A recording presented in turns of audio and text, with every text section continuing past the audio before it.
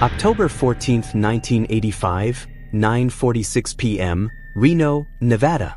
Dispatch logs record Unit S-21 calling at 10 to 66 near the Quarry Service Road off Peavine Mountain, mile marker 13.2. Sergeant Nora Vale confirms a solo check. No backup, and the channel thins to a hush that does not return. Her printed patrol map points elsewhere. What happened to Sergeant Nora Vale on that lonely spur above the Truckee? 15 years later, the trail will rise again and the same codes will matter. The clock starts here. The map was wrong and someone wanted it that way. The night looked harmless. Dry winds slid off the Sierra and skimmed the river, polishing neon on Virginia Street until it seemed cleaner than it was. Nora signed in at 6 on the dot, the kind of punctual that unclenches a room, lifted a paper cup to the corner station clerk, checked the radio cord where it met the console, and let the Crown Vic settle into its steady idle. Calm wasn't a trick with her, it was policy. In rooms where voices rose, she used the same tone you use when you set a glass down without spilling a drop. People trusted that, the way you trust a hand that never shakes. Across town, Lena rinsed a plate in her Bell Street sink and set it to drip dry. Sisters make small agreements that last for years. Thursday calls, Saturday errands, a shared joke that no longer needs a setup. She didn't own a scanner. She knew nothing about mile 13.2. She knew that Nora liked to be home by 1 if the city allowed it, and that the thrift store run would still happen if the sky didn't.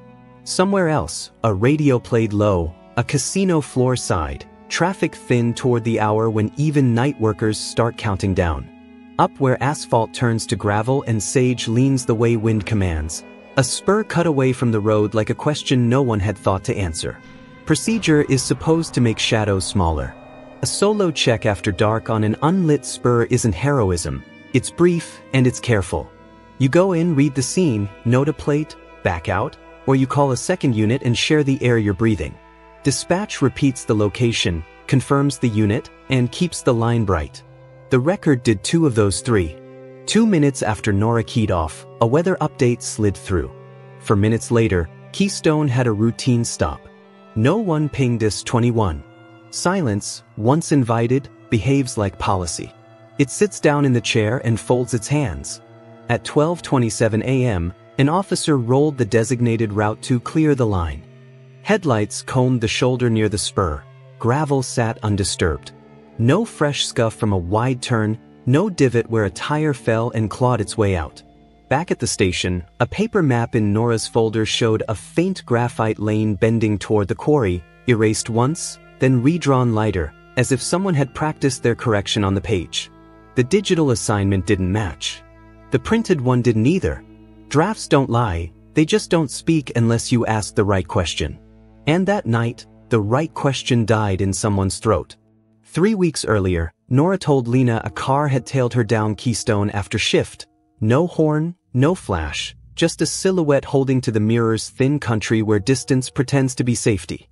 Probably nothing, she said, patting the dash and joking that the only contraband in her trunk was a pack of stale peppermint. But the year had collected small tilts. A drug bust with numbers that didn't add, a reprimand that vanished, a supervisor transferring sideways before a question could pin him. Wear a badge long enough and you learn which odd lights to chase and which to mark, then wait. Waiting is a skill until it isn't. By 11, Reno sounded like a machine in another room. A few blocks could hold all the noise in town. On the mountain, silence practiced its lines. You can picture Nora's hands at 10 and 2, hear the soft pen tap against the steering wheel she used when she thought. She would have let the car's weight talk up that grade, moving slow enough to taste the scene before speaking to it. If a sedan waited in the brush, it waited like an answer testing whether the question would find it. Above the river, the wind kept its own counsel. Dawn brought official phrasing. Off-grid, probable miscommunication, jurisdictional assessment. The words landed like blankets tucked too tight around a bed with no one in it. Lena's first walk into the station felt staged, as if grief had been set out with the coffee and paper cups. Necessary, impersonal, easy to clear. Faces were careful. Answers were temporary. There is a tilt to a room when a rule has been bent and everyone pretends to stretch with it. Lena asked the plainest question and watched it bruise the air. If the route was wrong, who wrote it? By morning the city had the wrong kind of quiet, the kind that sits in a waiting room and checks the clock. Lena parked outside the Washoe substation and watched the automatic doors refuse to hurry for anyone. She'd slept on the couch with the TV on mute, waking from short, bright dreams that collided with the last thing she'd heard the night before, off-grid. The lobby smelled like burnt coffee and carpet cleaner. Everyone's hands were busy with something that didn't require eyes. She gave her name at the desk and asked for an update. The words came back wrapped in tissue paper. Ongoing review, jurisdictional coordination, possible miscommunication. She asked to see the call sheet. She asked about the printed patrol map. She asked, finally, the smallest question she could form: who rerouted her sister? No one met the middle of her face when they answered. She stepped back outside, cold air from the river making a railing of her breath. The Truckee moved low and quick past the flood wall, sun striking its surface like a warning flare that never reached the mountain. Across the street, a diner opened its blinds one pane at a time, as if privacy had a dimmer. She crossed for something to hold that wasn't an answer. The waitress poured without asking and left the pot, a kindness Lena stored for later. The second cup was still too hot when a young officer slid into the far end of her booth. He did not introduce himself the way men introduce themselves when they want credit. He took off his duty cap and set it brim down, a signal you could read a mile away if you grew up around uniforms. Don't make this official. My name's Noah, he said, voice pitched to stay beneath the hum of the coffee maker. He didn't say his last name until later. He looked 22 in the way a yearbook photo looks 22. But there was a knot under his eye like he hadn't slept, and he pinched the bridge of his nose when he searched for the right approach. I liked your sister, he said. Everyone did. He'd been near Keystone and 4th, rolling the end of his loop, when he saw taillights slide off toward the quarry road, slow enough to suggest a decision. 2 red coins that sank where the brush swallowed the spur. He radioed to confirm the unit. Dispatch didn't list anyone there. He asked again and got the kind of answer that feels like a hand on your shoulder pushing you back into your lane. Let it go. By who? Lena asked, because the plainest questions are hard to dodge. He studied the grain of the table as if it could offer him a place to hide and said he didn't want to put that on the air between them. You know what happens, he said, and the way his mouth set around the word happens told her this wasn't the first time a straight line had been bent. He reached into his jacket and brought out a torn strip from a logbook, the kind of paper that takes pencil better than ink. On it, in block letters that tried too hard to be casual, someone had written, "Cure out 9 p.m. Kim." The edge where it had been ripped carried a faint shadow of the line above, just enough to tell you it had once belonged to a page among other pages. He slid it across with 2 fingers and let go before it reached her. I shouldn't have this, he said. You didn't get it from me. Q route might as well have been written in red. Quarry route. A lane that did not belong to Nora's assignment, penciled into someone's night by a person who preferred initials to names. Lena read the letters the way you read a last text message, looking for weather between words. Kim. She said it once under her breath to see how it felt in the room. She did not ask if he thought it stood for the watch commander, or a patrol supervisor, or a clerk who had grown too comfortable with a pencil. Conjecture is how you get dismissed before lunch. She folded the strip and put it inside the pocket of her denim jacket like it was warm and might go cold if she didn't keep it near. Why tell me? She asked, and that was the first time he looked at her, not past her. Because the silence feels practiced, he said. And I don't want that to be the only thing I learned here. His hands shook just enough to make the teaspoon tremble against the saucer. He told her he had asked to swing by the spur after his shift and had been told there was nothing to see. He told her he'd sign whatever they put in front of him, but he wasn't going to pretend he hadn't seen what he'd seen. If you're going out there, he added, go with 2 cars. If you ever stood in a room where a decision you didn't make took your name anyway, you know the heaviness that presses down and refuses to be moved by facts alone. Lena paid for the coffee because rituals keep your hands from shaking. Outside, the wind had picked up, combing the river in one direction, pushing cloud in another. She walked back toward the substation with the folded paper burning against her ribs. She wasn't a cop. She wasn't the kind of person who believed that persistence alone could turn a locked room into a hallway. But she had her sister's stubborn streak, and stubborn is just faith with its sleeves rolled, and faith only needs one true thing to get started. On the station's corkboard, someone had pinned a flyer about a charity softball game, the kind of poster where everything is cheerful and no one's signature is a secret. Lena stared at the names for a long beat and felt a ridiculous urge to laugh. The world does not stop to honor a gap. It skates around it and smiles back for the camera. She swallowed the laugh and wrote her number on a scrap, left it with the desk with a request that would go nowhere, and stepped into the noon glare where glare becomes resolve. If you've ever felt a door close where answers should open, keep walking with us. Sometimes the key shows up after the hallway looks like it ends. Back at her car, she unfolded Noah's strip again. The graphite had smudged slightly onto the heel of her thumb, leaving a gray echo of the initials.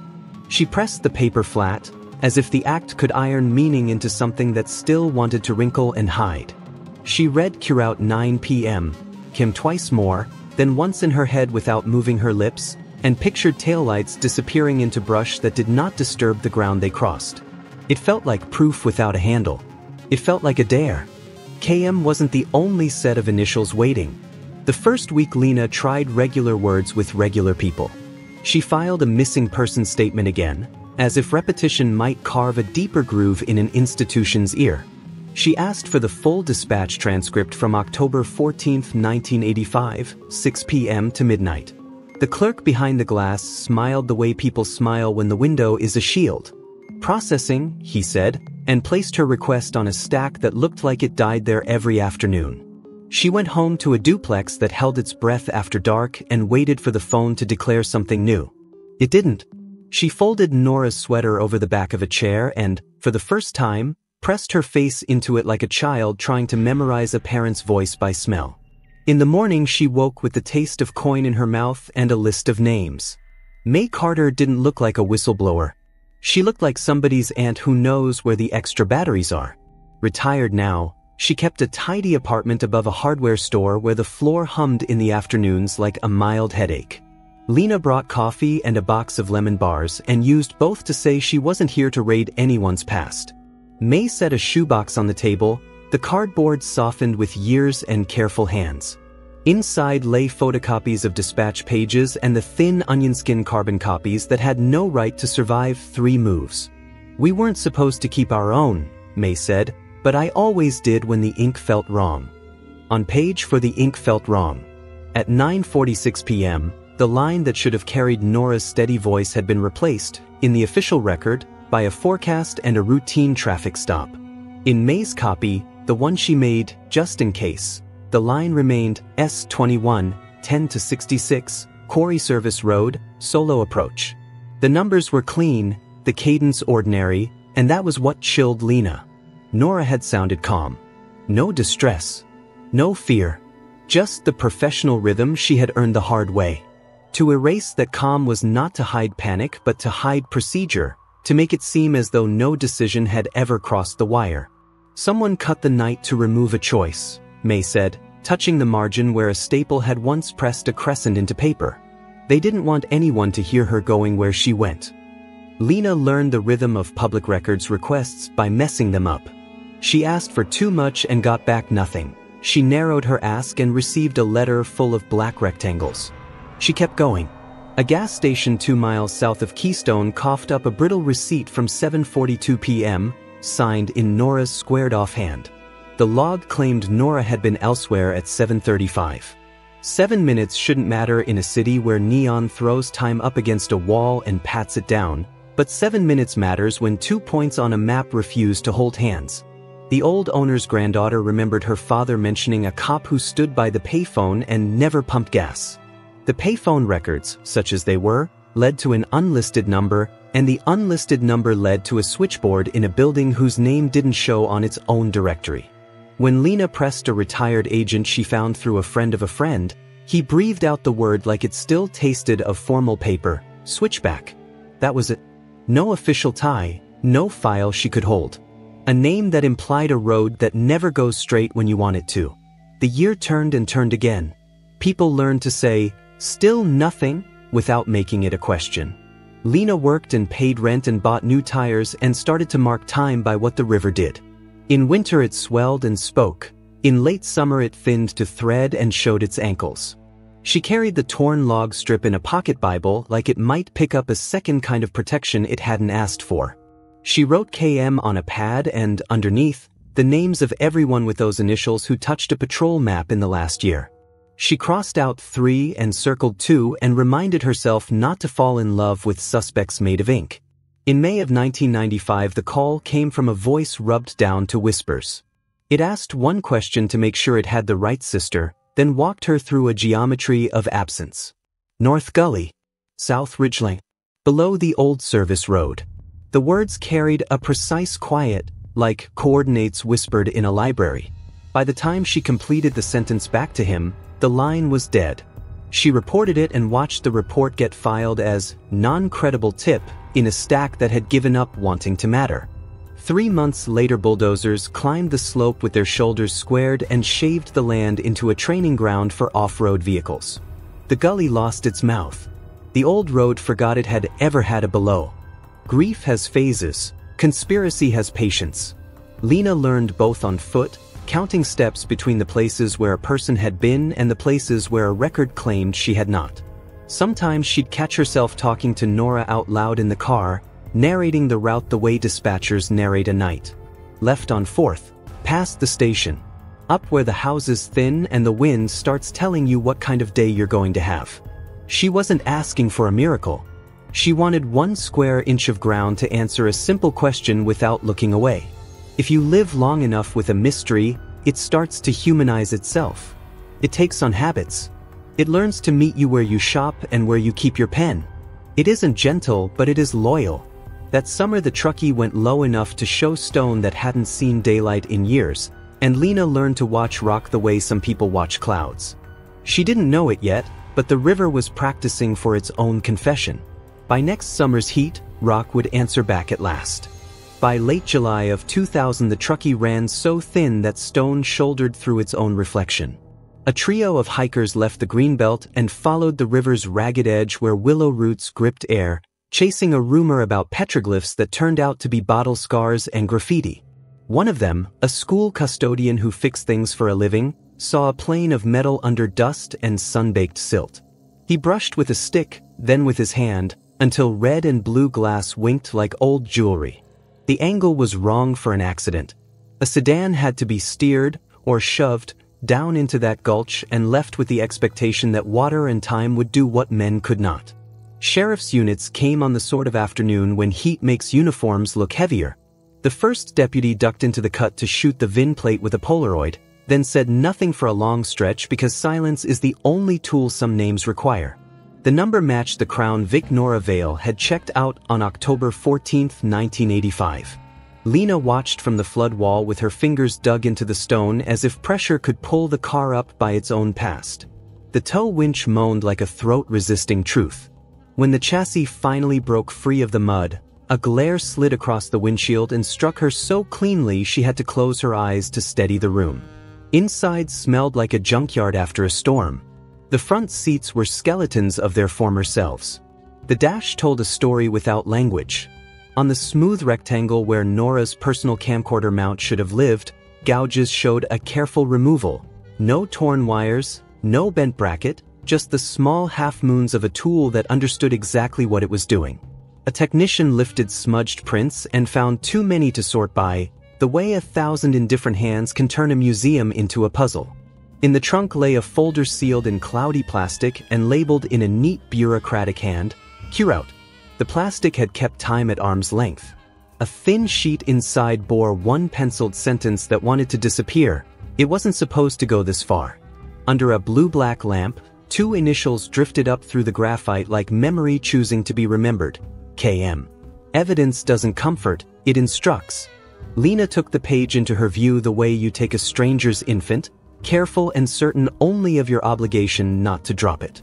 She did not cry. She felt something tighten behind her right eye, a knot that had waited 15 years to pull the slack out of itself. The lead detective offered phrases that have to be said when a long-missing car rises from the earth. Ongoing investigation, preservation protocols, forensic analysis. They were correct things to say. They sounded like someone reading a manual inside a church. That night she drove to Hank Proctor's garage because the mind bears news better when the hands are busy. Hank had a way of listening with his jaw, letting it work side to side like he was testing a bolt. He remembered the month before Nora disappeared because her car had come in with a feel he didn't like. She'd asked for the brake lines by name, not as a guess but as a decision. She leaned in the way a person leans when they know the part they're asking you to check is the part someone wants you to ignore, he said. He replaced what needed replacing, then wrote a note to himself that he never expected to matter. When he saw the cruiser on the evening news, shoulders hung with river silt, he called Lena before he called anyone else. The relief in his voice sounded like shame that had finally found a door. Back at home, Lena spread the day on her table. A photocopy of the Q-route label, the photograph of the gouged dash, a transcription of the pencil line with KM floating like an oil slick over water. She placed the torn log strip from Noah beside the new find. Q-route 9 p.m. The echo was so absolute it made her dizzy.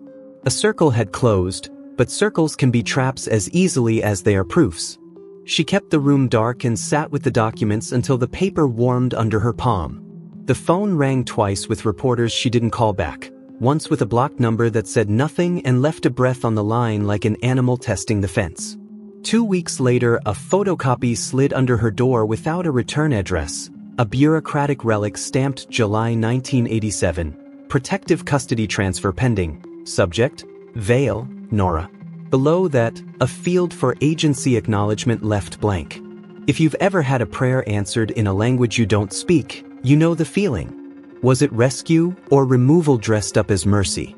The paper had been folded and unfolded so many times the fibers along the crease were more memory than pulp. She didn't sleep. She held the copy to her chest and watched the ceiling until it was almost morning. In the days that followed, men with tidy haircuts appeared where she did not expect them, asking polite questions not designed to find truth so much as to measure whether she still wanted it. She kept her voice low, kept her answers shorter than her thoughts, and kept one step Lena had not taken before for last. If KM could move a patrol line with a pencil and keep a car hidden in a river's throat for 15 years, then a pencil and a throat would not be the only things left behind. The next address to visit wasn't a person, it was a rented door with 3 numbers. Unit 114 didn't look like a door to anything that mattered. The corrugated row backed into scrub and chain link, a rusted alphabet of locks and pad eyes, pigeons throwing shadows across numbers that flaked if you breathed on them. Lena paid cash for a month on a unit 2 doors down and came back at noon on a weekday when the manager took smoke breaks like religion. The sheet metal burned her palm. Someone had once pried at 114's latch and then given up or been interrupted. You could feel the scar in the steel the way a finger finds an old break in a bone. She worked at it until the shackle sighed, lifted it free, and let the door roll up into a dry, throat-clearing rattle. The smell hit first, dust that had memorized summers, oil from a machine that hadn't run since the Reagan years, and a faint sweetness like paper left in a warm attic. A plastic-wrapped crate sat centered as if placed for a photograph. She cut the wrap, peeled back a tarp that crumbled along the fold, and found what looked like ordinary office life preserved against the very idea of oxygen, file onion skin, a stapler that would never pinch again, and a cassette case marked in Nora's squared hand, Nora, notes. A manila envelope lay beneath, stamped confidential in a font that pretended authority is the same thing as truth. Her hands went cleanly useless for a second, and she had to sit on the concrete to remember how to breathe. At home she found the old portable tape player she'd used to record interviews for a grant. The machine clicked and hummed like a cheap promise before settling into a steady turn.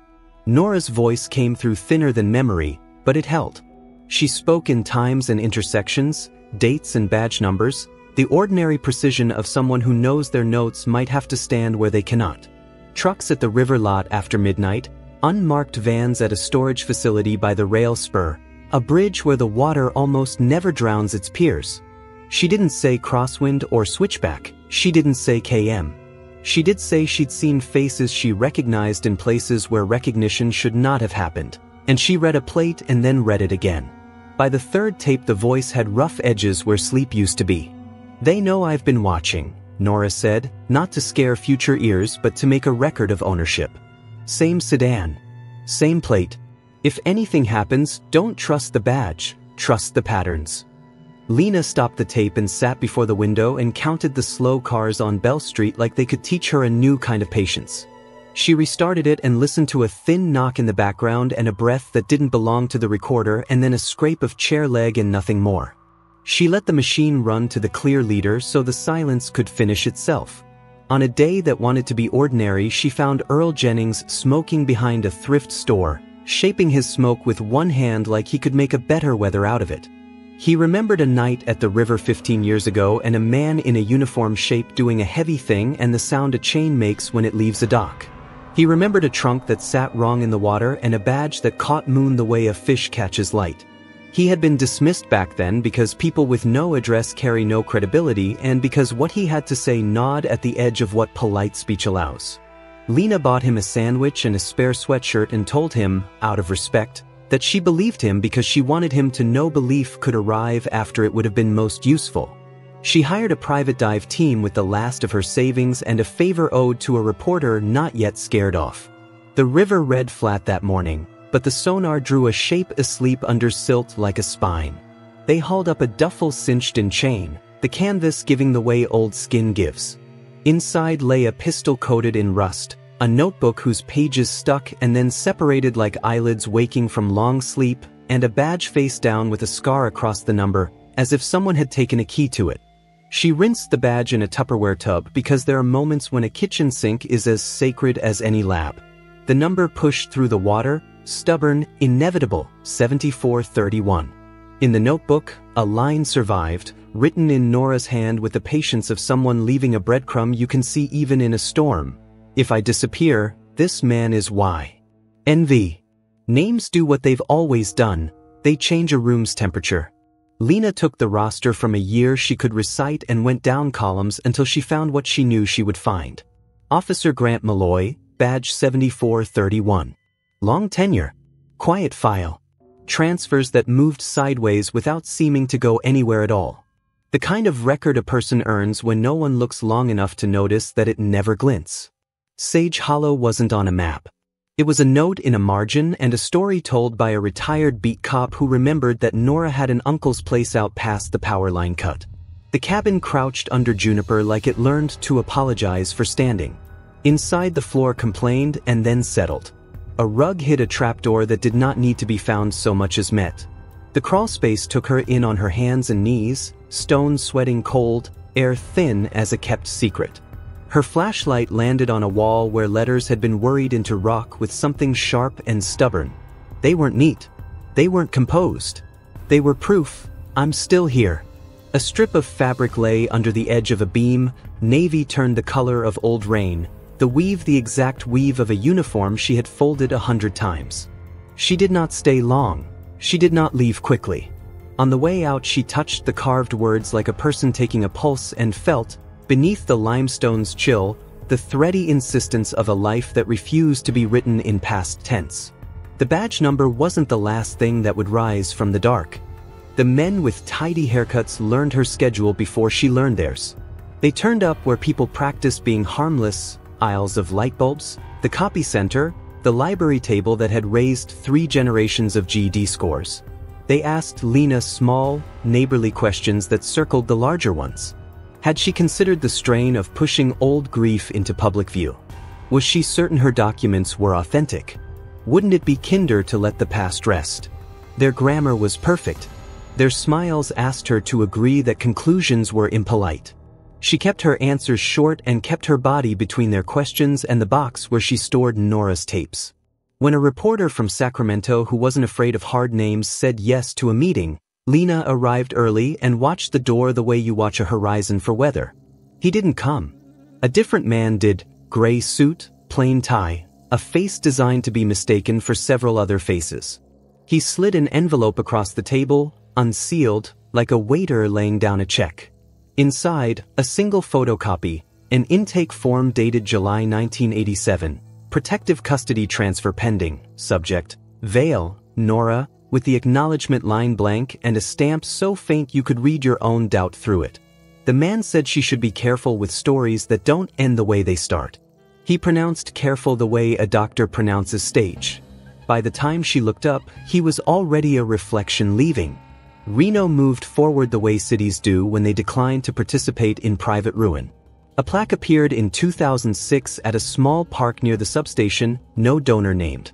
It read like a prayer someone composed while holding their breath. Sergeant Nora Vale, 1950, unknown. You never walked alone. No one claimed it. The city said it didn't authorize it. The department said nothing. Every October, fresh flowers began to appear at the Truckee's edge where the gulch had given up the car, not in piles, never loud, just stems and color and the private discipline of people who still had something to say.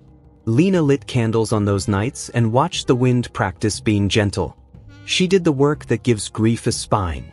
With a young reporter who hadn't learned to be tired, she put together a public FOIA clinic in a borrowed church hall. 4 folding tables, a printer, a stack of forms, and a thermos that never emptied. Widows and cousins and old friends brought names on notepads and timelines folded into sandwich bags. They left with file numbers and instructions and the feeling that paper could be taught to lift its own weight. The first time a response came back without the usual rectangles of black, Lena cried in her car in the grocery lot and then laughed, because victory sometimes looks like legible fonts. Grant Malloy took longer. She saw him first in a grocery aisle in a jacket that tried to be smaller than his duty years.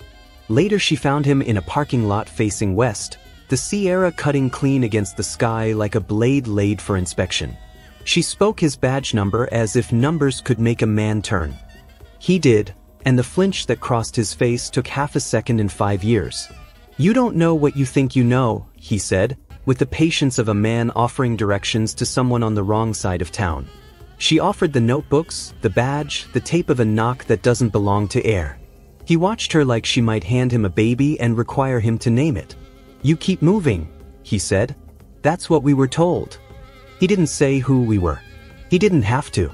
He got in his car and aligned the mirrors like a ritual that absolves. Not every door refused to open. A retired city attorney sent her a file, photocopied twice to make it look unimportant, showing a departmental memo that discussed contingencies around cross-agency operations nobody had signed. The dates bled into the year Nora had begun taking notes. In the margins, a hand had written, KM to review, no radio. Lena traced the initials with a finger and let the heat behind her eyes recede. She didn't need to prove all of it. She needed enough of it to stand without her. The vigils grew into evenings of narrative. People brought folding chairs and the kind of silence that listens. May Carter read from the transcript that shouldn't exist, her voice steady as a metronome. Noah Pierce came in plain clothes and stood at the edge like a guardrail that chose to be quiet. Hank Proctor told a story about the way a person leans when they ask you to check the part someone wants you to ignore. The sentences threaded themselves into a rope. Some nights, Lena could feel it pull. Sage Hollow burned one spring when nobody was looking. The fire took the roof and left the foundation and blackened the juniper like a warning sign made after the fact. The crawlspace survived. The word survived. A volunteer firefighter with a camera and a conscience sent Lena a photograph taken before the paint smell cleared. I'm still here, smoke-limbed, stubborn. She printed it and taped it inside the lid of the box where the tapes slept. She understood then that endings weren't as useful as continuations. The story did not stop at anyone's convenience, and maybe that was the point. Sometimes the phone still breathed at her. Sometimes an email arrived and disappeared. Sometimes a stranger at a meeting chose a chair 2 behind hers and didn't take notes. She kept going because going had become the way she honored her sister's voice. On good days, she believed a quiet reckoning was gathering weight. On other days, she let the river do the talking. It had told the truth once. Water remembers. We don't beat silence by shouting. We outlast it with honest records, small courage, and neighbors who refuse to look away. Paper trails matter. So do names and the people willing to say them. When you leave a light in the dark long enough, the dark learns the shape of your face.